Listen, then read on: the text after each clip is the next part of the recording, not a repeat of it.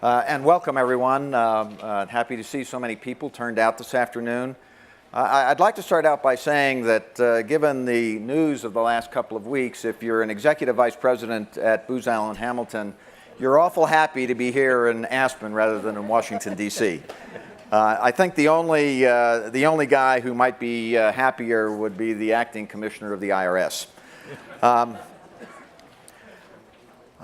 The topic this afternoon is a complex one, and what I'd like to do is set it up before introducing our amazing panelist here. Over the last 20 years, the field of diplomacy has undergone rapid and drastic changes due to the changing global environment and internal forces in Washington. This changing context is marked in part by a decade of war and reconstruction in Afghanistan and Iraq, the Arab Spring, Iran, and most recently the events that took place in Benghazi this past September, and all of the political instability that's resulted. A diffusion of power and the rise of new regional players and non-state actors, and then on top of that, the global economic crisis and the increasing fiscal constraints both on the Defense Department, on the nation at large, and on the State Department.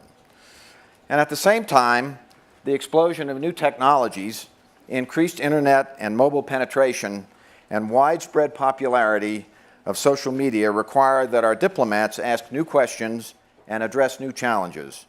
More importantly, interconnectivity has significantly shortened the cycle time associated with diplomatic activities. Everything needs to be done fast. Yet one thing has fundamentally not changed, and that's the definition of power, which is quite simply the ability to affect others to get the outcomes that you want. Former Secretary of State Hillary Clinton commented that we must use what has been called smart power, the full range of tools at our disposal. With smart power, diplomacy will be the vanguard of foreign policy. It involves the intelligent use of all the elements of national power from across government and the private sector. These include diplomatic, economic, military, political, financial, informational, legal, and cultural components. The trick is having and using the right combination of tools in each situation. So issue by issue, the key is striking the right balance between the hard, more coercive tools of national power with its softer tools that Hillary Clinton addressed above. The theory of the case is that we have traditionally over-relied on hard power and underused soft power, and it's pretty clear that we have not gotten the sustainable outcomes that we want. So we're going to explore this a little bit with a panel that couldn't be more experienced in these issues. I apologize in advance for the brevity of the bios, but all of these folks are very well known. Start out with Madeleine Albright, the 64th U.S. Secretary of State, former UN ambassador, trustee of the Aspen Institute, and chair of the Albright Stonebridge Group and the Albright Capital Management, LLC. She also teaches a course on national security tools at Georgetown University. David Enser has served as director of the Voice of America since 2011. He joined the Voice of America after an extensive career in journalism and communications, including many years as a correspondent at CNN, ABC News, and NPR. From 2010 to 2011, he served as director of communications and public diplomacy at the U.S. Embassy in Kabul, Afghanistan. And finally, Joe Nye is University Distinguished Service Professor and former Dean of the Harvard's Kennedy School of Government. He served as an Assistant Secretary of Defense for International Security Affairs, was chair of the National Intelligence Council, and serves as Deputy Undersecretary of State. His most recent books include Presidential Leadership and the Creation of the American Era, and Soft Power and the Powers to Lead. He is widely credited with coining the term smart power and has created the intellectual framework around it. With that, I'd like to open with a question first, and I think it's Madeline, something that everybody in this room would like an answer to. You were among the many things that you're famous for was the fact that you used your jewelry box as kind of a diplomatic arsenal. And this was widely believed to signal to whoever you were meeting for what the message was that was coming. And you even wrote a book on this, Read My Pins, Stories from a Diplomat's Jewel Box. I think what everybody in this room wants to know is, was that hard power or soft power?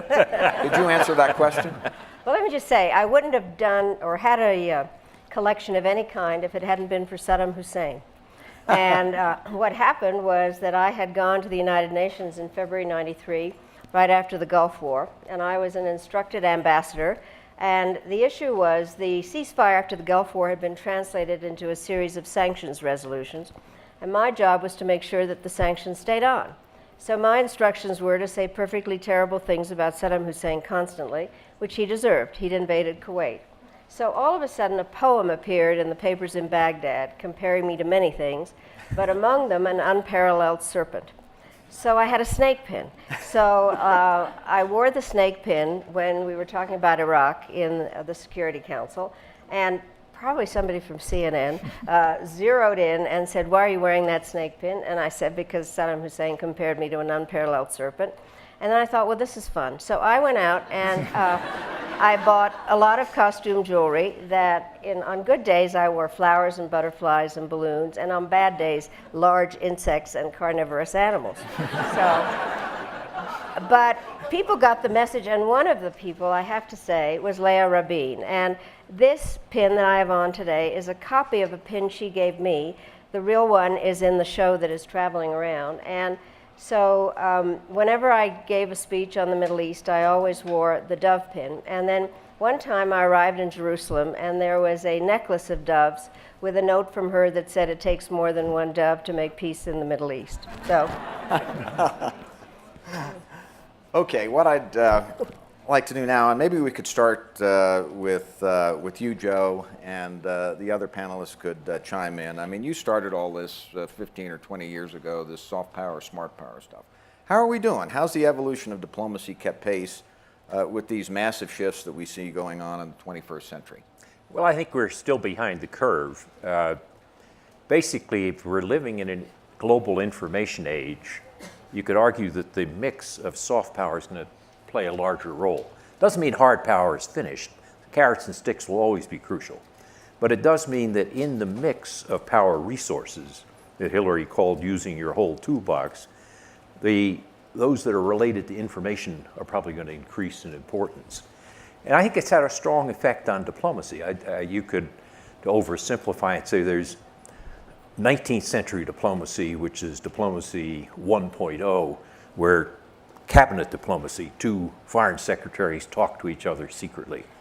And then there's 20th century diplomacy, let's call it diplomacy 2.0, in which it's not just a government talking to another government, but it's a government talking to the people of another country, trying to get them to influence the other government.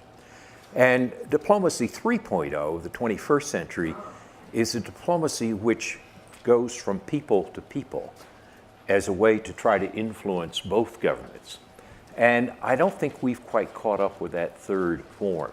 We have done some things. For example, when Hillary Clinton was secretary, she tried to promote the use of Twitter among diplomats. One of the problems with this is that as you use social media to try to get your message across, it's a little bit like a generalization of Madeline's pins, you find that it's hard to control. And there was a case this past year where an American State Department officer assigned to the embassy in Cairo tweeted about the events of 9/11 2012 and said that it was a mob irritated by the American film that was an anti-Muslim film. Later, it turned out that that was more complex as a story. But the question is, political opponents then use that to punish the administration. So what do you do if you're trying to run diplomacy in a 3.0 world where if you say you must clear your tweets in the State Department before you can tweet, that's not a 3.0 world. We haven't quite coped with that yet.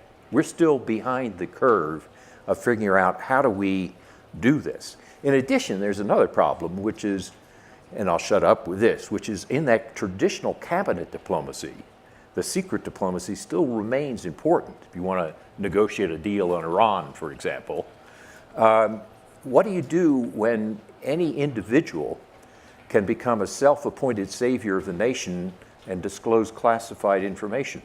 How are your interlocutors going to trust you, and how are you going to have frank conversations when you can have WikiLeaks?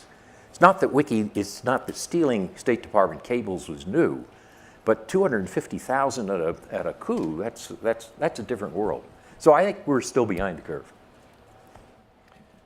I was in Kabul, Afghanistan, doing public diplomacy, and I must say, understandably, a lot of the embassy was focused on the palace, had to be.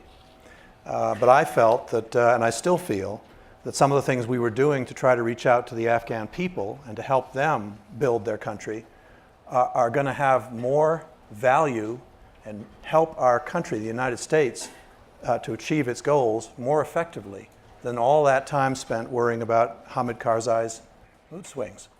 So I feel like you, Joe, that we haven't got the balance right yet. We need to be doing more to converse with foreign publics. In the elections, the Iranian elections the other day, Voice of America, which has about a 20% share, 1 in 5 Iranian adults watches VOA television every week, and probably it was higher election week. We had hundreds of thousands of tweets and Facebook exchanges with interested Iranians about the election. That kind of conversation, and it was a conversation, I thought had tremendous power and made us a place that people came to talk about what they felt about who should win the election and what it would mean for U.S.-Iranian relations. Madeline, you teach a course around this. You've got a lot of experience. And how do you feel about this use of social media as a diplomatic tool? Well, I start out the course by saying that foreign policy is just trying to get some other country to do what you want.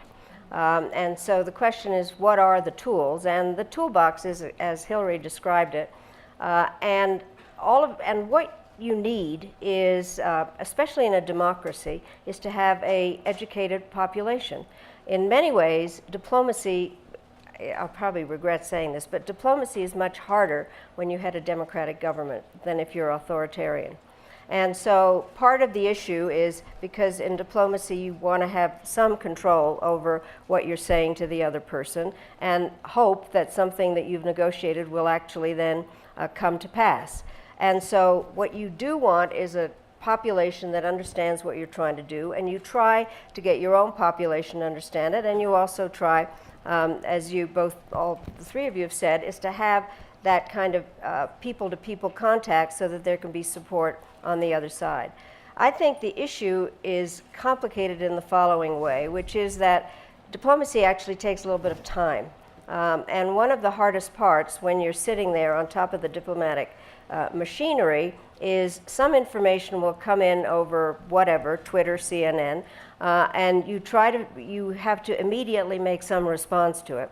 And the bottom line is sometimes you can't do it. And if you say no comment is like we've already screwed up, or there's no way to say no comment without having it have a pejorative approach to it. But the question is how, given that we want more and more open societies, we could mobilize this incredible social media in order for a force of good of having an educated population, rather than one where you get kind of assorted messages, the one that Joe mentioned, that provide the wrong information. The thing that I think anybody that has served in the government will say is the first information that comes in is usually wrong. And so then the question is, if it comes in from a lot of different sources, there's more wrongs than rights. So, if you're the Secretary of State, if you're the public affairs officer in Kabul, and you've got all this going on, how do you control all this? Well, you don't. You have to keep an eye on it. The problem is you have to decide whether to be part of a public conversation or not. We sat in the embassy watching blogs and Twitter feeds and discussions on the internet of one kind or another between Afghans and trying to decide, and many times with errors of fact in them about the United States and its policy. And you had to decide whether to engage or not. And there's so many of them, you know, how junior do you go to authorize people to just start talking on the internet on behalf of the United States? You really just have to use a kind of common sense approach, and you have to trust your people. But you have to do it, right? But you have to be ready for them to make mistakes. I do think you have to do it, yes. Yeah, I think what David just said is extremely important. You've got to be willing to make mistakes and accept criticism. In an information age, the scarcest thing is attention, and attention goes to credibility. And credibility is enhanced not by more hours of broadcasting, but by criticism, self-criticism. The BBC gets terrific answers in terms of polling about is it watched, is it believed, because it's able to bite the hand that feeds it. And the extent to which we punish people who tweet and get the answer wrong, State Department officials, or the extent that Congress punishes VOA for making a statement that's critical of American policy, it's self-defeating. So control is the wrong way to think about it. We're going to have to learn that our strength as a democracy is the fact of our openness and self-criticism. So I think David's point on that is absolutely essential. And further, you mentioned the BBC. You know, VOA also is in the credibility business. And our audiences grow when we talk honestly about an Abu Ghraib or a Watergate. When we're honest about the problems with the United States and when we are self-analytical, that builds our credibility and allows us to be taken seriously when we're talking about other problems around the world. So I think one of the answers is things like the Voice of America, which is a journalistic organization. It happens to be US funded, and I am a federal official. But the journalists who work for me are journalists. They tell it like it is. They tell it like they see it. And they work in different languages all around the world, and they understand those audiences. But they use the old-fashioned tools of journalism. The goals of objectivity and balance are absolutely the tools that they use. That builds credibility, and I think there's a lot of things that a Voice of America can do that perhaps the State Department can't. There's one more thing I would argue, Richard, in answer to your question of how do you deal with this. We've got to be careful not to let too much of a gap develop between our rhetoric and our performance. It's great to talk about human rights and democracy. We're all for it. But when you preach it and then you don't or can't always follow through, you may actually get a rebound that's worse than if you were a little bit more moderate in your initial tone. It's not a new problem. The book I'm going to talk about at breakfast tomorrow morning, Presidential Leadership, has a case about Woodrow Wilson. One of the things about Woodrow Wilson is his 14 points in his Making the World Safe for Democracy made him enormously popular with the publics in Europe. He was wildly popular. But when he wasn't able to follow through with the League of Nations, it led to strong reaction against it and the isolationism of the 1930s. So we obviously need to stand for democracy and human rights. That's who we are. But when you overdo it and then you can't follow through, you expose yourself to hypocrisy.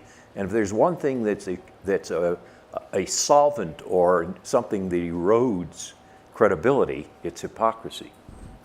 I think that for clarity's sake, I think we need to divide things up a little bit into what are kind of official government statements that are made either by the president or the secretary or the person at the podium.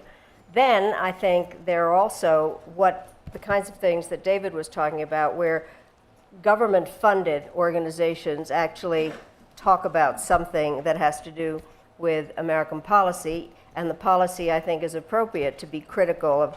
Then I think that there is a lower level of kind of social media that is practiced. I mean, Secretary Clinton wanted to have Twitter out there. And then there is all this other stuff. And then finally, I think there is the person who takes it upon himself to decide that he is God-given to reveal a bunch of secrets. And so I think that it's important to kind of subdivide it. Also a little bit the history of this. Woodrow Wilson would be turning over in his grave many times, but one about he didn't want secret agreements secretly arrived at. It's one thing to say that and then have everybody actually know. A lot of foreign policy is gossip. A lot of what goes on is you, in fact, are reporting as an ambassador or somebody, you're reporting what X said about Y, which is, you know, I really like Joe, but I don't like his red shirt today. You would not want to have that out publicly. But I think that that's the kind of thing that happens, and so that's very damaging to diplomacy. What is not damaging is the kind of, I don't know what you call it, permitted, but also truthful kind of information that's out there. And even that third layer, it's the fourth and fifth, they're the ones that are harder to deal with. And so we need information. Our societies are based on information, and democracy is based on information. Information is power. And the way that the authoritarians control their people is by not giving them information. So we have to give people information, but it's a matter of how to do it.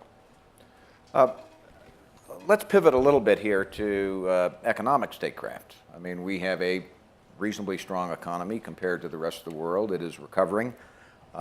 We're known for our entrepreneurship. How do we marshal these resources, both in the government and outside the government, to achieve sustainable outcomes that we would like?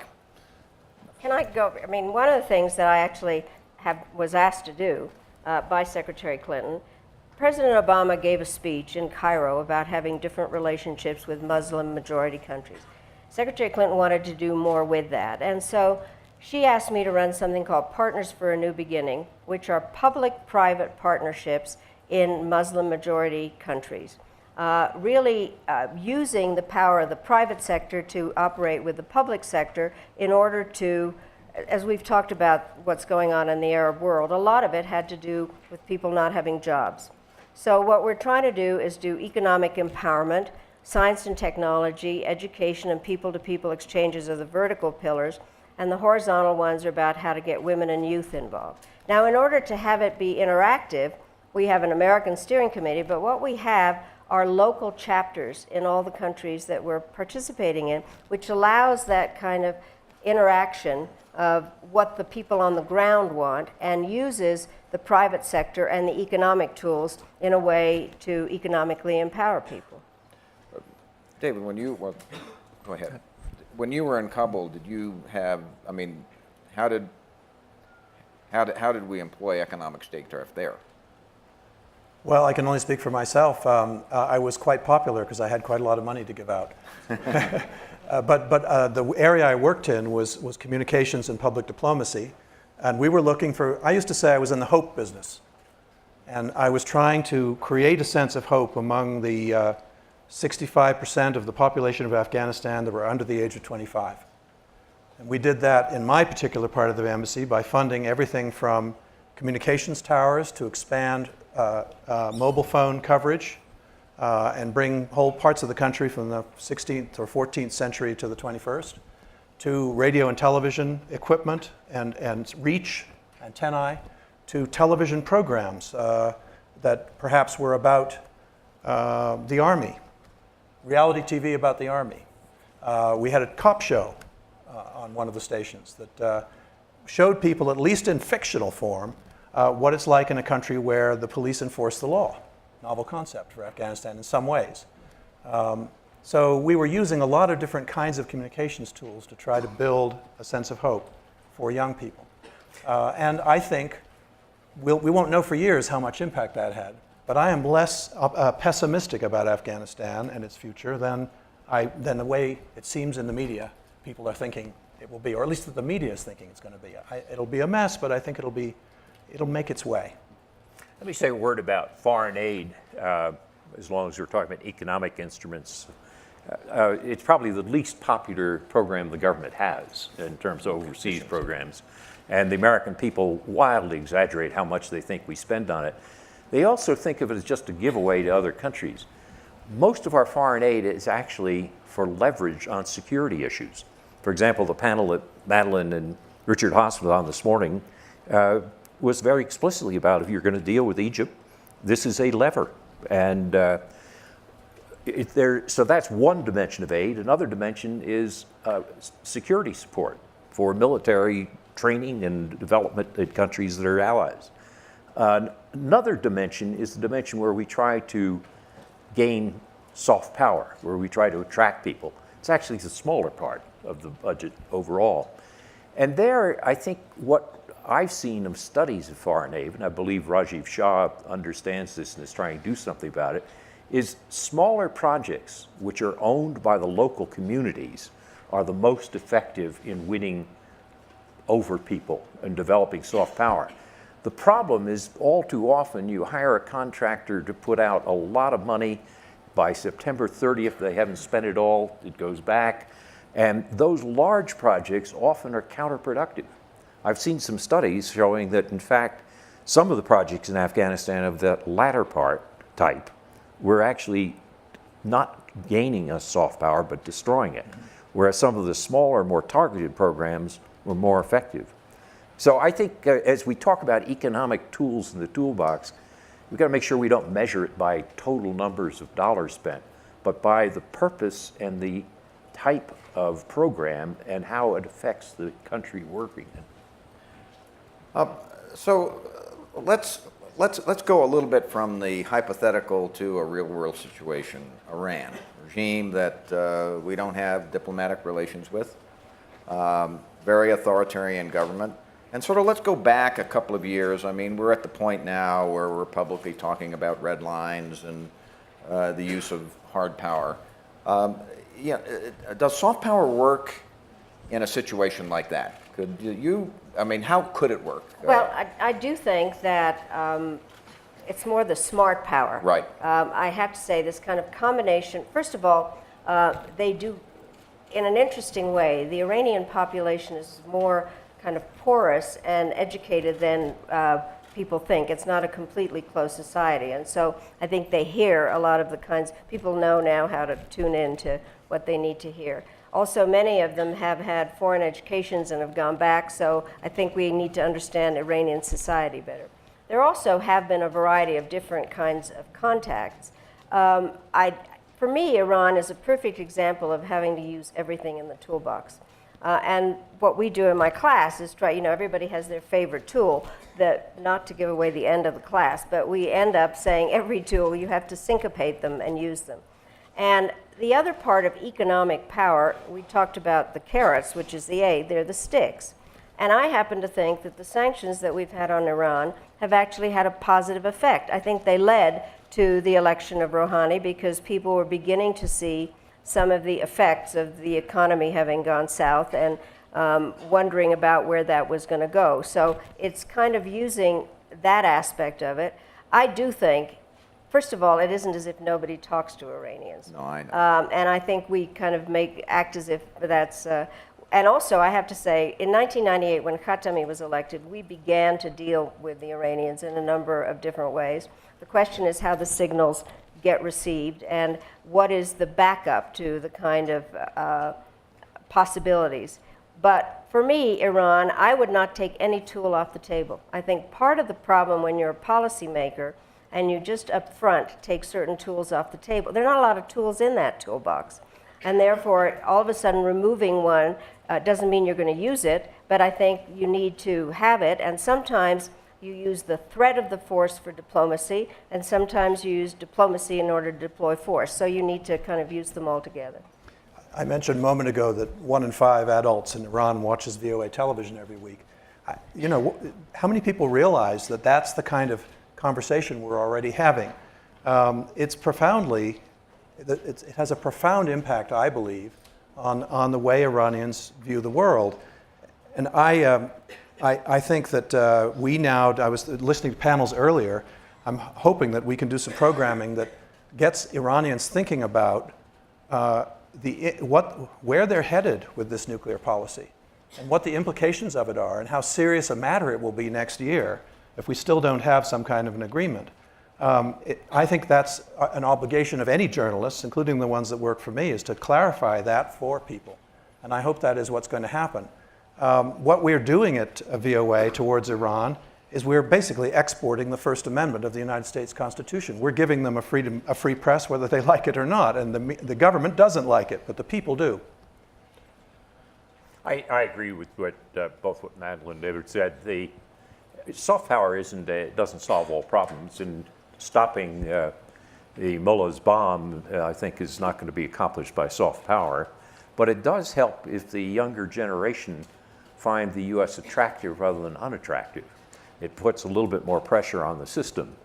And I'm always struck that, if you take a lot of American soft power, it's produced not by the government, but by our civil society, everything from our universities to Hollywood. And if you take an American film which shows a woman wearing a bikini and working as a lawyer and then divorcing her husband of these brutal, and you show that in Iran, the mullahs absolutely hate it. This is the great Satan. But there's nothing more that the younger generation in Iran wants than a video of that film. And that's part of our strength, which is, as you said, it's not just exporting the First Amendment, it's also showing a broader vision of the world. I think also cultural diplomacy is very important, and you cannot underestimate the role of music, American music. I know in Central and Eastern Europe, jazz made all the difference. In Czechoslovakia, they began as jazz and developed into a political movement. And so in many ways, our best ambassadors are musicians and various other parts of our culture, which is definitely soft power and most really attractive part. And it can't be, so to speak, exactly programmed, but I think it makes a huge impression in terms of the popularity of America, as Joe said. Let's take another excursion to a current real-world situation, Egypt. I mean, it started out with a lot of hope. It appears to be collapsing. What do we do there? I mean, what tools do we use there? Obviously, hard power is pretty much out. I mean, it's all soft power in the context of smart power. Well, using foreign aid as leverage, I would argue, is a form of hard power. I mean, if hard power is carrots and sticks, withdrawing aid is a stick. Sanctions are sticks, and drawing aid is a type of sanction. I think that we're not going to solve the problems of Egypt. Egyptians are. And I think it's going to be a long-term revolutionary situation.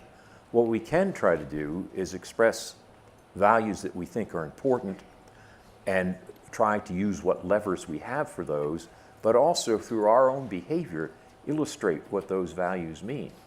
And I think it's a modest toolbox because, frankly, we don't have a big enough toolbox to solve the problems of what's going on in Egypt today. But if we realize that that doesn't mean we have no tools, and therefore can use some hard and some soft to the extent we can, that's probably the right way to approach it. I think Egypt is a perfect example of where we have a communications problem. We talked about it a little bit this morning, but what I think the issue is that all of a sudden, thanks to social media, a lot of individual voices have been loosed so that people can, in fact, express their views. And one of the ways that we've talked about this is that the population is communicating in 21st century technology. The government is listening to it in 20th century technology and responding to it with 19th century technology. And so that, all of a sudden, there are all these, I mean, we saw this morning the kind of frustration of somebody who who was speaking very vividly in terms of things that were needed, and it's just not being heard. And therefore, that creates frustration and additional chaos. And so I think that our systems haven't gotten their heads around what's going on. I'm also chairman of the board of the National Democratic Institute. We just had a conference out in Silicon Valley to try to figure out how technology has affected democracy. And it's obviously democratized a lot of things, but it has created this disconnect about what you hear, what you don't hear, what the receptor is here. Okay, let's shift a little bit. Madeline, you teach a course.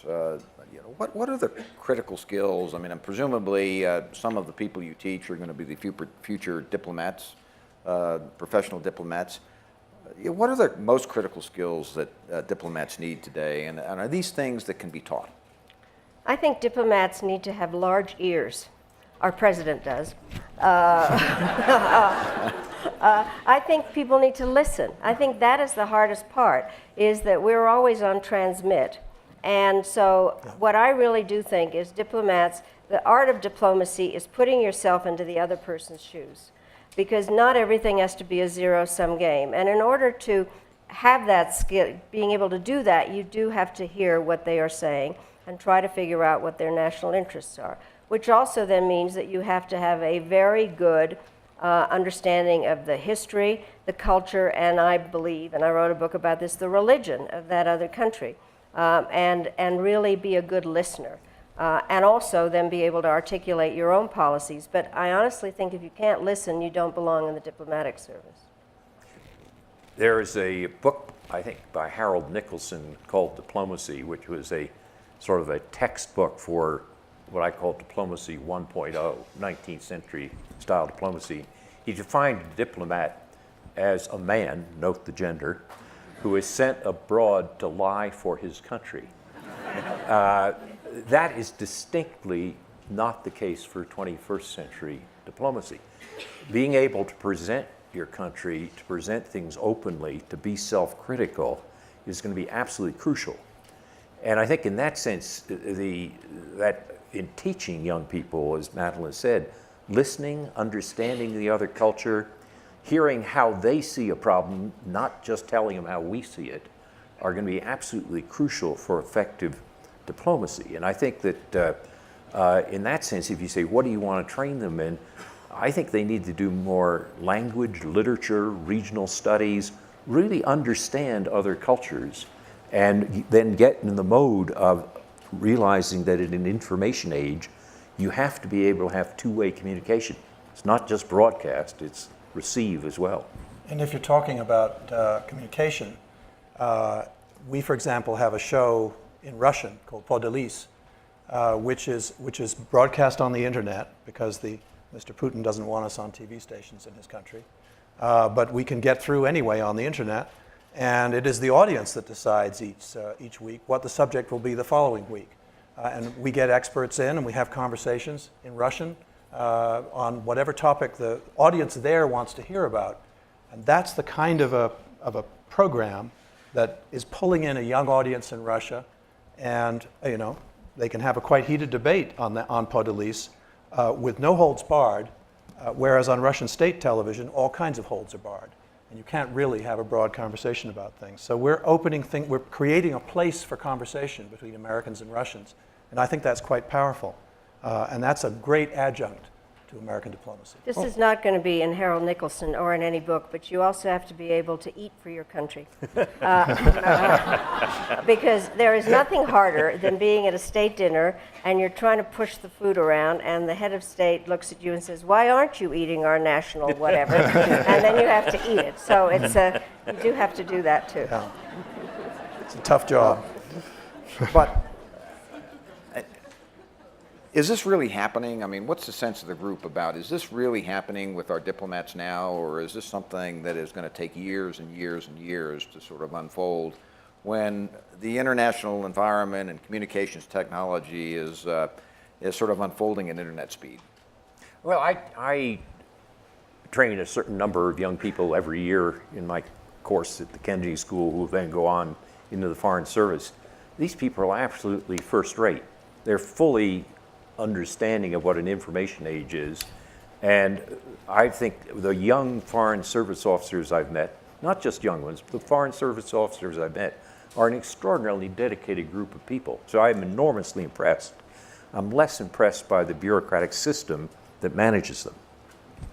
I have to say, I think our young people are amazing. I'm sure this is true in your classes, Joe, but they, at a certain stage, half my class raise their hands when they speak Arabic, the others speak Chinese. It really is quite a remarkable group. I think it is important to say something. Diplomacy is not a glamorous job these days. I think that we owe a great debt of gratitude to our diplomats who, in fact, are out there in very, very dangerous situations, and they are not people that just go to receptions. And so it's not one of those cushy kind of jobs. And And I know the young people that I have and then the middle level that come in, it's tough. And when I was secretary, there were more stars on the wall at the State Department than at the Pentagon at that particular time. And so having brought bodies back, I can just tell you that people need to know that diplomacy is a very tough form of work these days. One of the diplomats in the office in Kabul that I used to lead died not long ago, Anne Smednikov, a young, superb Foreign Service officer, and she died because she was out delivering school books to children that we had caused to be published in Dari and Pashto. She was making a huge difference, and her life was in danger, clearly, in doing so. So just a superb person, a remarkable American diplomat. If I could add a footnote to that, if you look at the budget of the State Department, and in particularly if you look at the public diplomacy budget of the State Department, it is a pauper's budget. It would be worth about, I'm a former Assistant Secretary of Defense, so don't get me wrong, but what we spend on public diplomacy is probably what we spend in a day or two in the Pentagon. I mean, if this is a new world, our Congress has got to understand that they've got to appropriate accordingly. Yeah, can I just pile on there? Depending on whose numbers you use, Chinese officials themselves have said that between 2009 and 10, they spent somewhere between $7 and $9 billion on CCTV, Xinhua, and China Daily. Enormous gleaming new studios and bureaus built all over the world to project Chinese satellite television to the world. I'm not saying that that's going to be successful or that we should spend dollar for dollar what they did, because frankly, I don't think their ideas are as appealing as ours. I don't think their soft power is as appealing as ours. But I don't think we're in the game at the moment. This does require some funding. Even in a time when we're pulling back, we should be spending more on soft power. We're going to go to questions in a minute. Can I ask the staff to set up the microphones on either side? If you've got a question, please line up. One final question before we go to the audience. Are there lots of countries that are better at this soft power game than we are? Well, there's a poll that was taken recently in Britain, which last year we were the best in the country, best in the world. This year, Britain outranked us. May have had something to do with the Olympics being in Britain last year.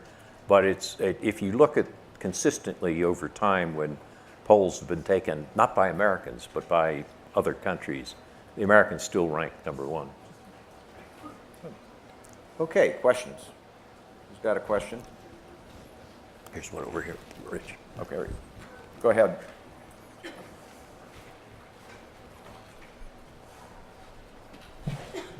My name is Rudy Lenz, and I work for Aspen Institute in Germany.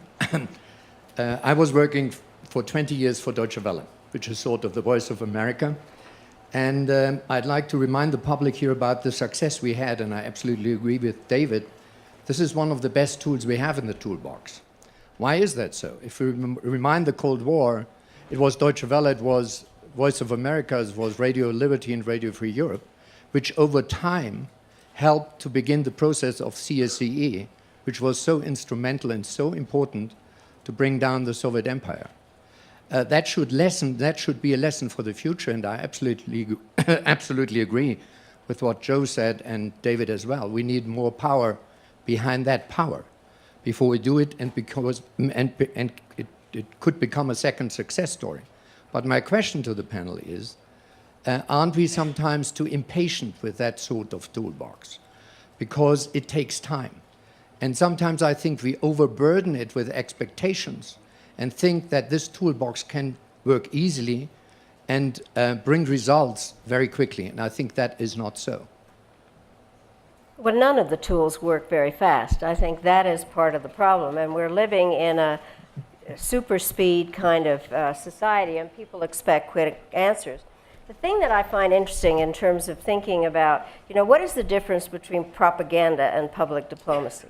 And I think that the difference is the two-way dialogue, so that it isn't just a matter of emitting the American or the Russian or the Chinese message. It's having that mechanism for getting the answers back. And then the question is how you measure what the answers are. But I don't think anything is quick. You know, we all want answers very quickly, and I think there's no tool except a bomb that actually is rapid, and if you do the bomb, there are unintended consequences that you have to deal with the other tools later.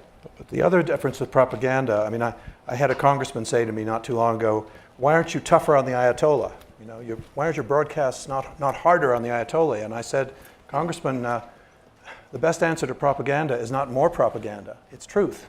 We're in the truth business, we're in the credibility business, and over time, that's what brought down communism. And that's what can help America to persevere with its ideas and convince others to do what we want them to do. It has the best chance. But you've got to have truth on your side. Yeah, but Rudy's right. It does take time, and very often people who are spending dollars or appropriating want quick results. And the idea that it might take a decade is that they're not going to be elected in a decade. But there is, I think, the best answer to this question about propaganda is that a young Czech student that I quote in one of my books. He's gone to the Salzburg seminar in Austria, and after 2 weeks of being in this seminar, where they argued back and forth with the Americans and others, he said, the best propaganda is not propaganda, which I think is something we should take to heart. I thank you for a wonderful panel. It's so great to hear from the person who created the term and then two such great practitioners. I want to bring the subject back to Egypt, which seems appropriate since today so many people in that country are out on the streets. But to me, it is disturbing that those people on the streets who are fighting against what they perceive to be authoritarianism in this current government, elected, absolutely elected, but nonetheless ruling with an iron fist, which, as we heard this morning, Egyptians just aren't going to take anymore. Those people, even though they're fighting for ideas and ideals that are associated, I think, generally with the United States, they do not see the United States as their friend and ally. Quite the opposite. They see the United States government generally and the ambassador specifically in Egypt as their enemy. And I wonder if this doesn't have some consequences for America's leadership in the world, even for security. Because if we're not going to succeed through hard power, fighting wars, we have all the ability to succeed through soft power. But this is, I think, a kind of scary failure in that respect. So I wonder what you think about that. Go ahead. Well, I agree with the premise that we really do have to think about how the next generation sees us. If you go back to the prior question, that if you think over a longer term, being aligned with the aspirations of that generation is important.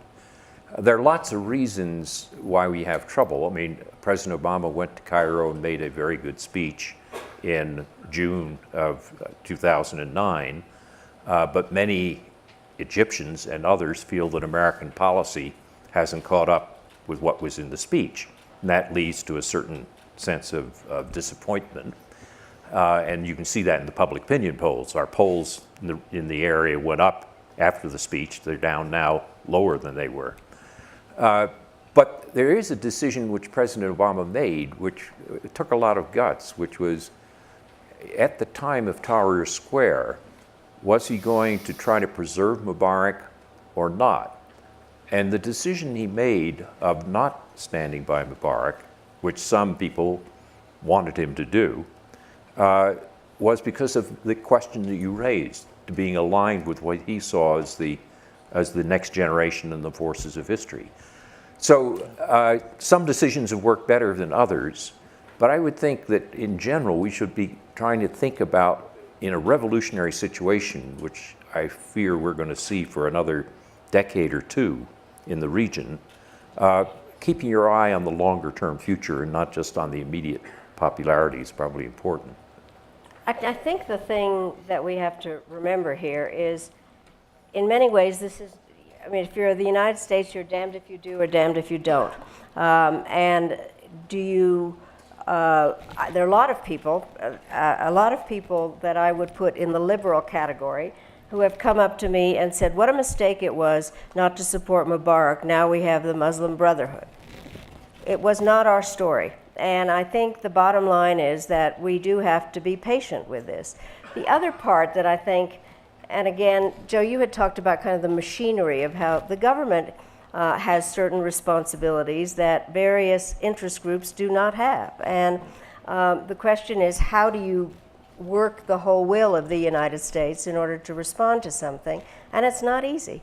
I think that people that are our ambassadors to particular countries have a responsibility actually to work with the government that is there. There has to be some communication. And so, and I remember when I was secretary, I can honestly say, without being overly self-centered, that I probably was as good a secretary on human rights as one can be. But the bottom line is I had human rights organizations coming in saying, why aren't you doing, you have to do better on this and you have to do better on that. And I said, your job is to keep telling me I have to do better, and my job is to determine what is in U.S. national interest. And I think people have to see it from that perspective.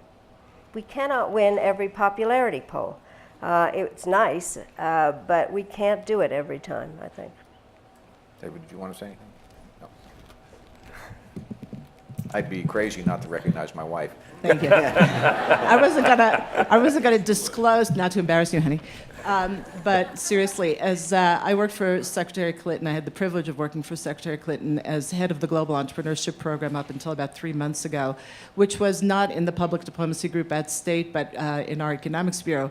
That said, one of the areas you haven't commented on, I'd like your reaction to, is the role of the private sector in us deploying, in the United States deploying our smart power strategy. We in the Global Entrepreneurship Program had over 100 private sector partners. We work closely with Partners for New Beginning and Tony Verstanding, who's amazing, here in Aspen. And we certainly saw that as a critical role. None of you have commented on the private sector's role in helping us get the job done. Well, I feel very strongly about it. Let me just say, when I first became secretary, I was asked to come out, believe it or not, by John Chambers to Silicon Valley to talk about how the government and the private sector might work together. Those people there all of a sudden said, what are you doing for us? Why should we work with you? I said, well, actually, you do need the public sector in order to work through regulations and market access. And I may put in more economic advisors at our various embassies in order to do that.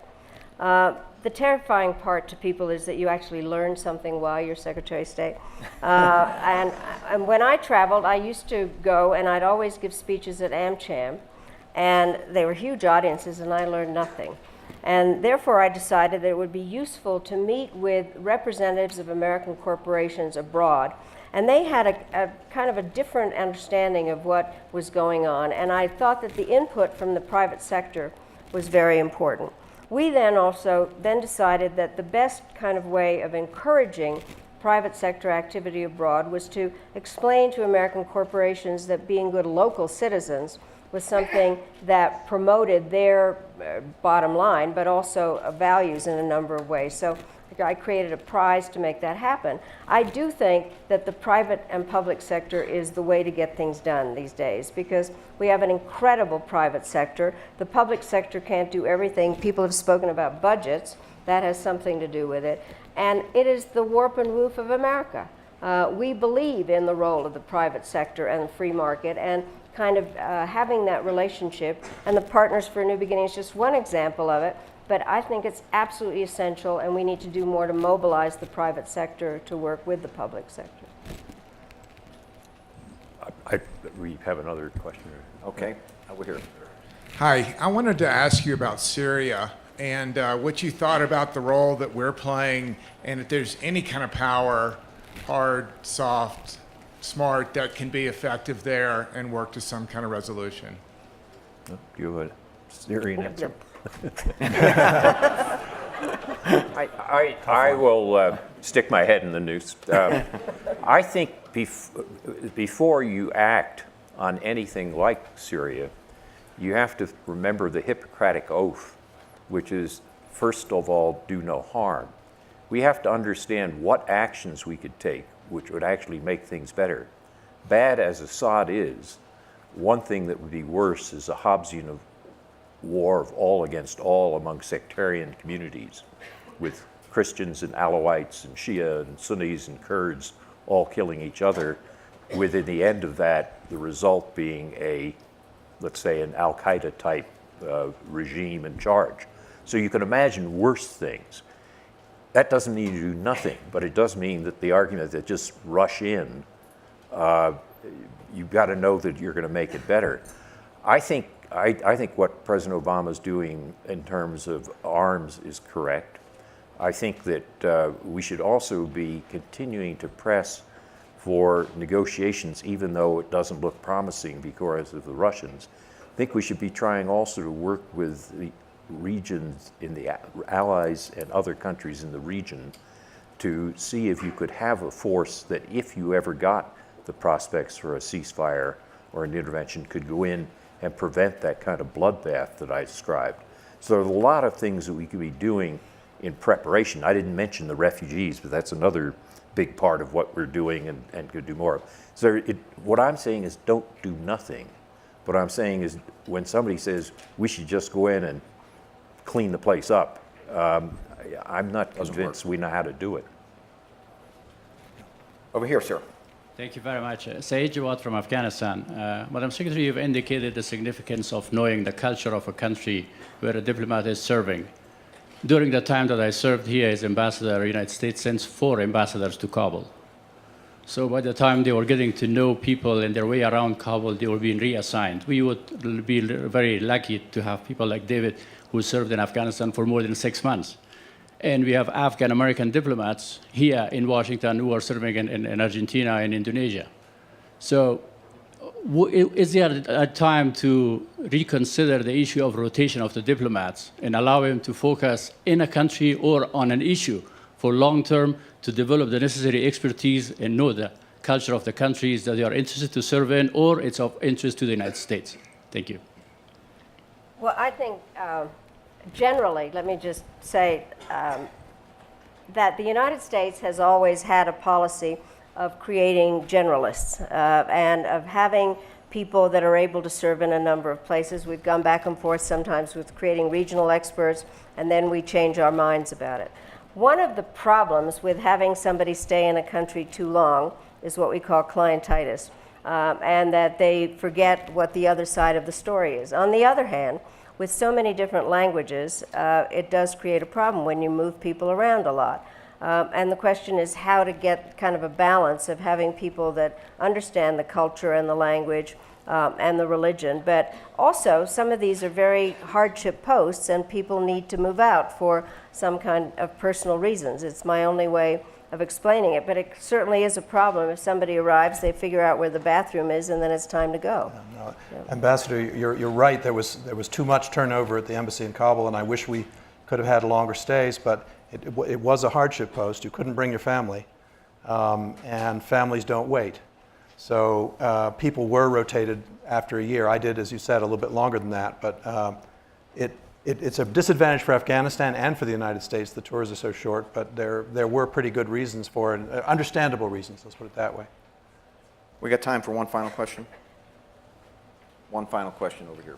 So I recently have taken the Foreign Service test, and I'm waiting on my results right now. So my question focuses more on the bureaucratic organization of the State Department. So how would you say the bureaucratic organization, not just in the State Department, but in the entire foreign policy bureaucracy, affects the implementation of smart power? And then how would you see this organization changing going forward to meet the new climate of the international diplomacy? Well, it's one person who ought to answer that. Yeah. Over to you. No. Well, first of all, I hope you go into the Foreign Service. I think it is a great life and a great job, and I think that you will find it very interesting. But let me make the following point. It's very interesting because it's not easy to run, as we call it, the building. And partially, it is a bureaucracy like any other. There are people there who have been there for a long time. Then there are the political appointees who bring a whole other level of information and interest to their jobs. But what I found as the most complicating part of running the building was it used to be that the civil servants that came in were primarily support staff, people that were there in support. And then all of a sudden, as foreign policy got more complicated, and you needed to have expertise on the environment or science or some particular thing, so that civil servants were brought in at higher levels in order to be the experts. And there still is this kind of dichotomy between the Foreign Service and the Civil Service. And I think that's the part of the bureaucracy that I disliked the most, frankly. And then also, I think there is sometimes a difference between those who have been there a long time and those who are new. I had to say, when I left government, by the way, in case it's not clear to anybody, I loved being Secretary of State. And what... But I think we loved you. But I said to people, I am so jealous that you get to do this forever and my time is over. And then I'm going to say something that's not diplomatic. And then I thought about the diplomats who had to work for me and then had to work for a Republican. And so how do you decide? How do you do it? Condi Rice and I had the same education from my father. We just learned different things. So I think that, but I think it is very hard if you have any kind of political views, how it is that you are there serving as a diplomat. And I do think that is part of the bureaucratic aspect. And if I could add, since I made a critical comment about the bureaucracy, if you get into the Foreign Service, do it. And with that, let's give our panelists a round of applause. And thanks very much.